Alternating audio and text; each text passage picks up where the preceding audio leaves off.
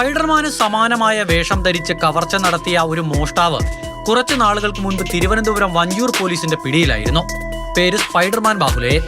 വീടിന്റെ വാതിൽ തുറന്നു കിടന്നാലും സ്പൈഡർമാൻ ബാഹുലേയൻ അതുവഴി അകത്ത് കടക്കില്ല. പകരം അല്പം റിസ്ക് എടുത്ത് ജനൽക്കമ്പി ഇളക്കി അതിനിടയിലൂടെയാകും വീടിനുള്ളിൽ പ്രവേശിക്കുക. ബാഹുലേയൻ മലയാളിയാണെങ്കിൽ അങ്ങ് ആന്ധ്രയിലുമുണ്ട് ഇതുപോലൊരു സ്പൈഡർമാൻ മോഷ്ടാവ്. ആന്ധ്രയിലെ മന്ത്രിയുടെ വീട്ടിൽ നിന്നും 7 കിലോ സ്വർണം കവർച്ച ചെയ്ത കേസിലെ പ്രതി.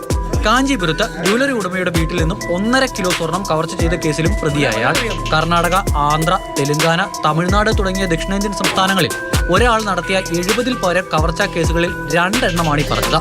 ശരിക്കും പേര് കാരി സട്ടിബാബു. വയസ്സ് 36. ആന്ധ്രയാണ് ജന്മദേശം. വിശാഖപട്ടണം, ബംഗളൂരു, കടപ്പ എന്നിവിടങ്ങളിൽ 4 ആഡംബര ഫ്ളാറ്റുകൾ സ്വന്തമായുണ്ട്. കാരി സട്ടിബാബു എന്നുള്ളതൊക്കെ രേഖകളിലെ പേര്. പോലീസിന്റെ ഇടയിലെ പേര് റോബിൻഹുഡ് സ്പൈഡർമാൻ സതീഷ്. എത്ര ഉയർന്ന ചുവരുകളും നിഷ്പ്രയാസം ചാടിക്കിടക്കും.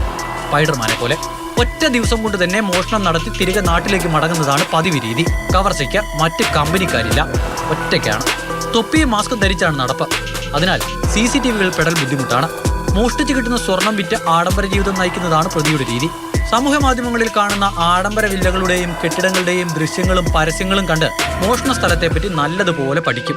അതിനുശേഷം പണിക്കിറങ്ങും. പക്ഷെ ഇത്തവണ പണി അങ്ങ് പാളി. വന്നു ചാടിയത് കേരള പോലീസിന്റെ ഏരിയയിൽ. കേരളത്തിലേക്ക് മോഷണത്തിനായുള്ള വരവ് ആദ്യത്തേതായിരുന്നു. കഴിഞ്ഞ ജൂൺ 5-നാണ് മംഗലപുരം നെല്ലിമൂടിലെ ഐക്ലൗഡ് ഹോംസിന്റെ അണ്ടർ ദ ബ്ലൂ വില്ല പ്രൊജക്ടിലെ വില്ലയിൽ കവർച്ച നടന്നതായി കണ്ടെത്തിയത്. കൊല്ലം സ്വദേശി ഷിജിയുടെ C12 നമ്പർ വില്ലയിൽ നിന്ന് കവർന്നത് 38 പവനോളം സ്വർണം. മോഷണ സ്ഥലത്ത് തെളിവുകളൊന്നും അവശേഷിക്കപ്പെട്ടില്ല.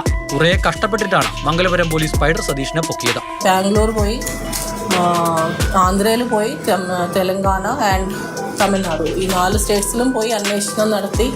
നമ്മുടെ ടീം ഭയങ്കര നല്ല ഒരു എഫേർട്ട് എടുത്ത് നല്ലൊരു ഡിറ്റക്ഷനാണ് ഇത്. നമുക്ക് ഫുൾ റിക്കവറിയും കിട്ടിയിട്ടുണ്ട്. മോഷണത്തിന് ശേഷം KSRTC ബസ്സിൽ പ്രതി കേരളം വിട്ടു. തമിഴ്നാട്ടിലെ ചെന്നൈ, കാഞ്ചീപുരം, ആന്ധ്രാപ്രദേശിലെ തിരുപ്പതി, കൊപ്പം, വിശാഖപട്ടണം, വിജയനഗരം എന്നിവിടങ്ങളിൽ 17 ദിവസം തുടർച്ചയായി അന്വേഷണം. ഒടുവിൽ ആന്ധ്രയിലെ കടപ്പയിൽ നിന്നാണ് കുപ്രസിദ്ധനായ പ്രതിയെ ആറ്റിങ്ങൽ ഡിവൈഎസ്പിയുടെ നേതൃത്വത്തിലുള്ള സംഘം പൊക്കിയത്. CCTV ദൃശ്യങ്ങളുടെയും ശാസ്ത്രീയ തെളിവുകളുടെയും അടിസ്ഥാനത്തിലായിരുന്നു അറസ്റ്റ്.